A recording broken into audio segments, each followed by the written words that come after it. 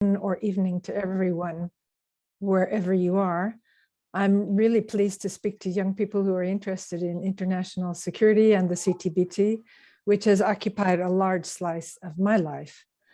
First, I would like to thank Helen Rood and Helena Jensby of NORSAR for inviting me to speak to you today and for your kind introduction. NORSAR has played a key role in the lead up to the CTBT, as well as currently with their world-class scientists participating in the group of scientific experts, the negotiations, and working group B of the CTBT. Oh, wait a minute, I'm getting a message on my screen, sorry. And their initiative to establish this young professionals network for young scientists is certainly timely. In this talk, I will assume that you are familiar with the treaty and its verification regime because I've been told you're all working on it. So I don't have to explain the basics to you as you know all of them. And I'm sure that there will be time for questions at the end. So I'm going to start this story with a group of scientific experts which met in this building in Geneva, because that is where I entered the world of test ban, and that is where the basis of the CTBT verification regime was formed. For me, it was something of a crash course, and I had to learn quite quickly. First, just a small bit of history, not to bore you, but to set the context for the group of experts. As you may know, the first meeting on nuclear test verification took place in 1958, and it included experts from Canada, Czechoslovakia, France, Poland, Romania, the Soviet Union, the United Kingdom, and the United States.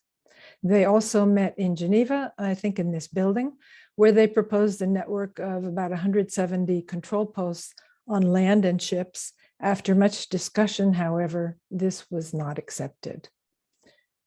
And so in 1963, the U.S., U.K., and Soviet Union negotiated the Partial Test Ban Treaty, which confined testing to underground, but it did not include a verification regime.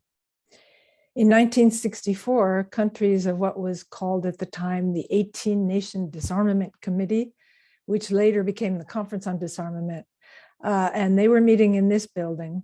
They put a CTBT on their agenda, and it sat there for more than 30 years.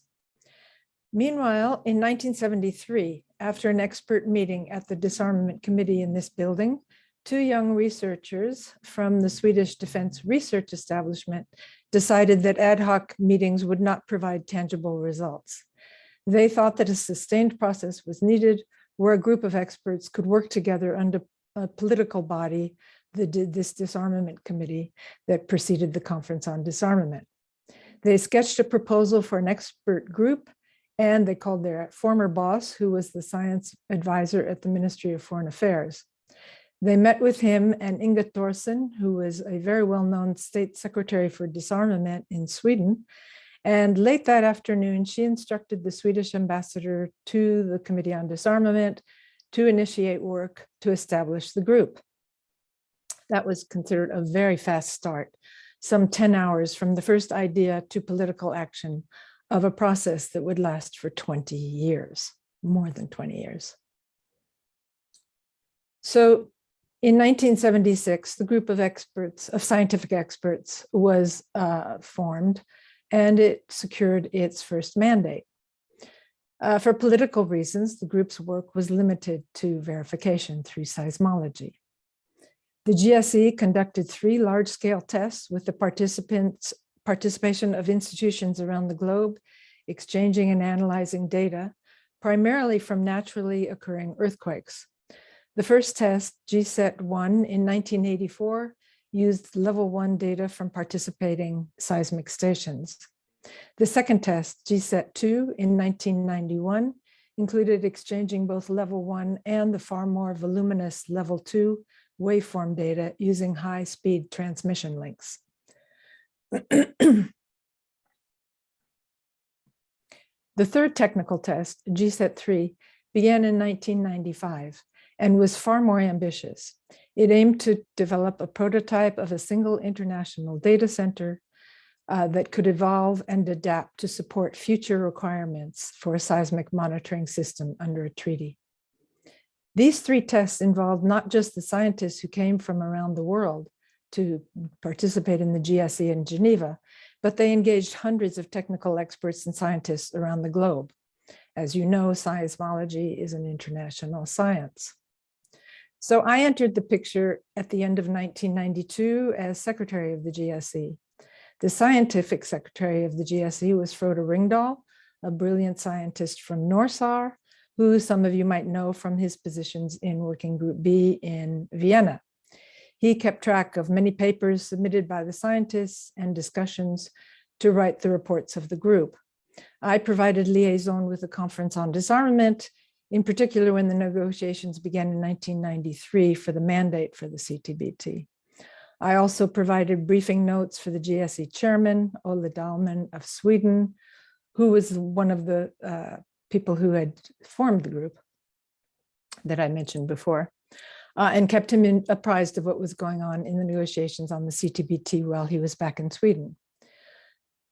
So the GSET-3 began regular operations in January 1995 and continued beyond the final test ban negotiations and the adoption of the CTBT in 1996.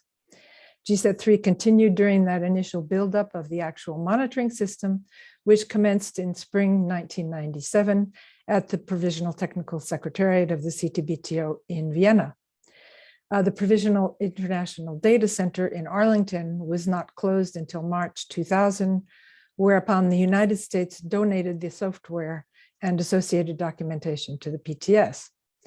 By then, 60 countries were participating in GSET-3, contributing data from 43 primary and 90 auxiliary seismic stations. Thus, the GSE succeeded in enabling a smooth transition from GSET-3 to the eventual monitoring system for the CTBT. So back to my story. I worked in the United Nations Department for Disarmament in New York headquarters before being transferred to the Conference on Disarmament in Geneva. So I was familiar with the work of the UN General Assembly on disarmament and international security issues, as well as the UN system. However, the CD is quite different, as it is meant to be a negotiating body. When I arrived, it had just completed the negotiations on a chemical weapons convention, and people predicted that a period of quiet would continue for the CD. However, within a year, the negotiations on the mandate for the CTBT negotiations already began. And at that time, there was a rather unhappy power struggle going on between two men in our very small 5-person office in Geneva. The man who was senior to me wanted to be the CTBT, to lead the CTBT negotiations. However, he and another, and the head of the office, who was also a man, had a very troubled relationship. In fact, they had had a terrific fight and weren't speaking to each other. So the boss picked me to lead the CTBT negotiating effort for the Secretariat. It was one of the few times in my life that I was in the right place at the right time. So my job as Secretary of the Negotiations involved keeping track of what every one of the 60 delegations wanted to include in the treaty. This included their general positions, as well as the precise words that they wanted to see appear in the rolling text. So to give you an idea of the magnitude of that task, after a number of months, the treaty was over 100 pages and included more than 1,000 pairs of square brackets. So these square brackets were placed around words or sentences when not all delegations agreed, or when there were competing words and sentences. And this applied to both verification provisions as well as legal provisions. I also wrote briefing notes for the chairman of the negotiating committee and weekly analysis of the negotiations for the UN General Assembly. I responded to queries of all varieties from the delegations, helped to forge consensus on the issues under negotiation, and prepare a multitude of documents and reports for the negotiating committee on a daily basis. The negotiating committee broke into 2 working groups, one to handle verification issues and one to handle legal issues, and I attended every meeting of each of these unless they overlapped. These 2 groups and or the plenary meeting met morning, afternoon, and sometimes even into the evening every day. It was really difficult to keep on top of what was going on in these 3 bodies, as well as the GSE, even though the GSE met only for 2-week sessions twice each year. I also happened to have 3 young children, a dog, 2 cats, and a husband at the time. So needless to say, it was rather busy. However, it was a fascinating experience. Countries sent their top diplomats, some of whom had very strong personalities, and the world's leading scientific experts in the various technologies gathered in Geneva for the negotiations. This was such an unusual opportunity to see the interface of science and politics in the negotiations on a very sensitive subject. And the field was and still is populated mostly by men. The states participating in the negotiations sent mostly men to the Conference on Disarmament, although one woman ambassador in particular from India was very active in the negotiations. There were a few others, but not many. And the GSE was almost entirely male, as you can see from this picture. Here it is in 1978, where I think there are about 2 females. You can see the scientific secretary, Frode Ringdahl of NORSAR, sitting in the middle. I can't put my cursor on him, but many of you will probably recognize him. And here is the same group 20 years later in 1996.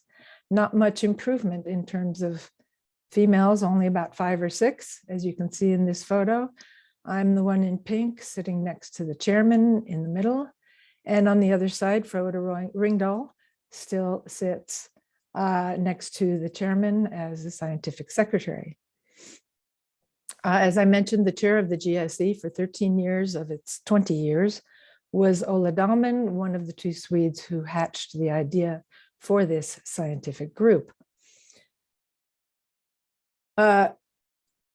He then went on to chair the Working Group B in Vienna for many years, and Dr. Ringdahl served as task leader even longer. Sven Micheltveit, also from NORSAR, served on the Norwegian delegation in the GSE for many years and acquired knowledge about every single seismic station in the system. I believe he's also in the back in that photo. He then became friend of the chair, serving as a most trusted senior advisor, as well as task leader in Vienna, so you may well know him as well. I worked closely with these 3 distinguished scientists.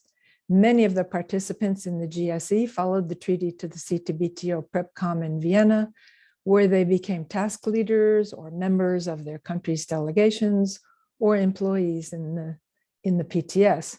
And I became secretary of Working Group B.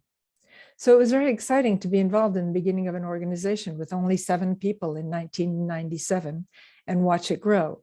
It was especially interesting to be involved in the strategic planning of the new organization and Working Group B, how to structure it, how to devise the method of work and the meeting schedules, coordinating with the state's members and PTS which technologies and which stations were most ripe for installation, etc. Again, there were very few women involved in Working Group B. 3 women who had been active in the GSE and the verification work in the negotiations in Geneva continued to represent their delegations in Vienna. One from Kazakhstan, who in fact you can see in that photo of the GSE in white next to me. She's still going there, as I understand. One woman was from France and one was originally from Romania, but works in the US. I believe they were the only ones who participated in the smaller technical groups of Working Group B for many years in Vienna. And as I say, they still go to these meetings. So in these next few slides, you can see the numbers among the chairpersons and support team of Working Group B. To make the point, I've used a recent report of Working Group B from September 2021, which the PTS kindly sent to me. In these 2 slides, I've emphasized the lack of women by putting them in red, and you can see in this next slide the total numbers. There are 16 males and 4 females. So in addition, Miss Helen Ruud of NORSA, one of the task leaders in Working Group B, recently informed me that they had looked into the numbers in Working Group B meetings. And they found in the lists of participants 26% women versus 74% male, as you see there. And 76% of those 26% women who participated were diplomats. So this means that there are hardly any female scientific experts participating in the meetings. And apparently, even with the option of participating virtually during the pandemic, it's not made a big difference in the numbers. You can correct me if I'm wrong, but Ms. Ruud said that she raised this issue informally among the task leaders who were in Vienna just last week to see if it could be pursued through cost-cutting issue task. However, not too many people seemed interested. So we can move to the CTBTO PTS verification staff. The PTS has made considerable effort to hire females, and they've succeeded in some areas of the organization. But when it comes to the field of verification, it has had more difficulties. You can see in this slide the ratio of male to female in PTS staff who are employed in verification-related work, 99 versus 37. Apparently, the PTS tried to increase the number of female participants in trainings, the pilot project, and so forth. However, you can see that the numbers are quite unbalanced. Indeed, all of these numbers are not impressive while we are celebrating International Women's Day or Week. So here is a photo of the whole PTS staff. I'm not sure which year, but it seems clear that most of the women are placed in the front, maybe because they're not as tall, but it does show that there are women in the PTS, which is good. I also did a search for pictures of CTBTO PrepCom activities because pictures are more powerful than words. And here are a number of them. I'm showing a few from most recent S&T in-person conference. So that was 2019. You will see here a typical panel, all male. And here's a typical audience, again, mostly all men. However, you're seeing here some panels that actually do have women, which is great. And here you can see more women in the audience. And here I am from 2021, virtually speaking at the on one of the panels. I don't mean to be immodest, but Norsa asked me to do a talk about me. So here are some more from photos of the major integrated field exercise held in Jordan in 2014. You likely have heard about this. I know Massimo, who's on this call, certainly participated in a very key role. I went on it as an observer to write about it, and I wrote a big article about it. It was a fascinating experience. Again, however, mostly men participated, although there were some women. So here's the former executive secretary surrounded by some of his assistants, key assistants. I think there's one or two women in there. Here's one of the teams of the integrated field exercise. Not so many women there. Here again, another team. I think this was the inspected team in the red. One or two women in the background. This seems to be mostly men's work, the kind of drilling not so deep into the ground. Again, that may be a woman on the right, but in any case, it's a great picture of all the electronic widgets that are needed for such an inspection. It's an amazing exercise in the middle of the desert next to the Dead Sea. Here was another picture from that exercise. You can see me, I'm in the black, I have the black backpack. Maybe one other woman in there, not so many. They were looking for evidence behind that grill, and the truck was hooked up with all sorts of equipment to find any kind of evidence possible. So I have a few observations from these distressing facts.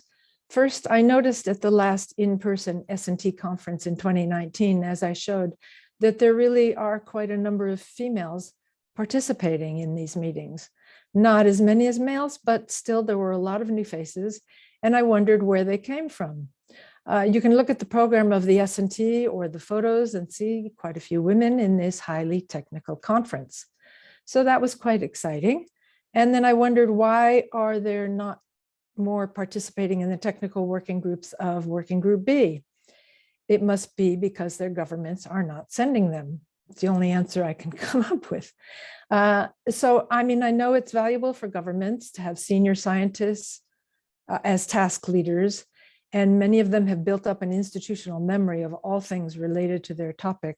And so it's valuable to continue to have them as task leaders, but perhaps governments should also consider adding some gender equality in here and send more women scientific experts to participate in these technical groups.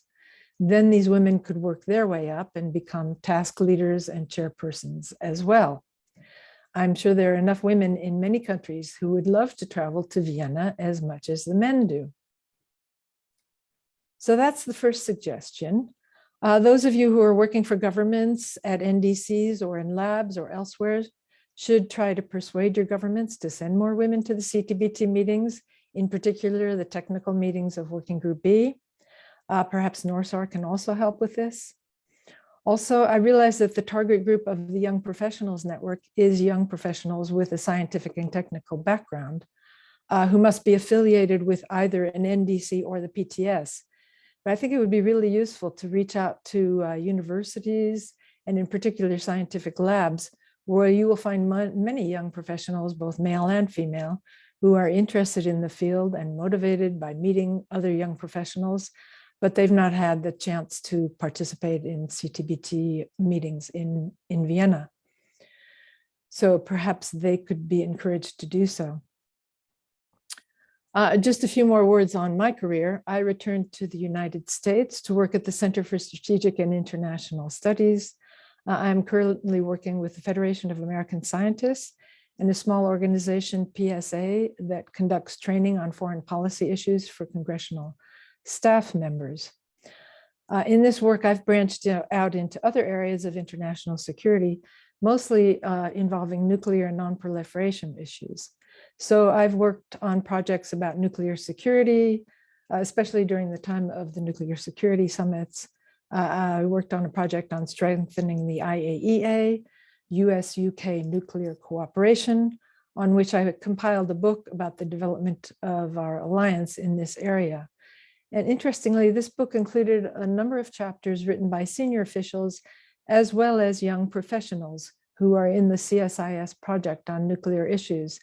And this is another networking and very stimulating, interesting group that you might be interested in because they cover both policy and scientific issues. And you can join if you're interested. You can find information about this group on the CSIS website. It's called PONY, Project on Nuclear Issues. They started with a group of, I think it was 7 or 8 men who all called themselves the Silver Hairs because they were all getting on, and they gradually got more and more people interested. When I worked on it, there were about 40 people, and now they're well over 1,000. So I would recommend that to you. I am now currently working on a project for the State Department on establishing a scientific advisory body for the Biological Weapons Convention, similar to the one that is mandated by the Chemical Weapons Convention. It may interest you to know that the BWC was unable to adopt a verification protocol back in 2001 after working on it for 6 years. But now some states are considering the possibility of looking into it again, so stay tuned. Unfortunately, there was no verification regime included in that treaty, which is why they're having to work on it now.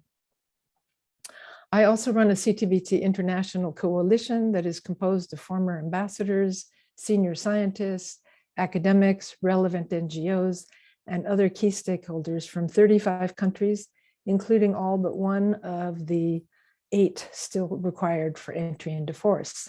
I'm sure you can guess which one the one is.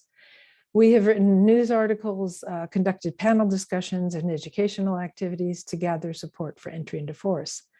The project started about 6 years ago and unfortunately ran out of funds, but I still send out newsletters to the members and serve as an information exchange. So I leave you with a nice photo of a CTBT regional exercise. I'm not sure if it was entirely verification related or not. By the way, if any of you are interested in the development of the GSE, I can send an article I recently wrote about it with Frode Ringdahl, Ola Dahlman, and Sven Mickeltveit. Ola, Sven, Hein, and Huck, and I also wrote a book on the verification capabilities of the CTBT that is also available if you're interested. Thank you so much.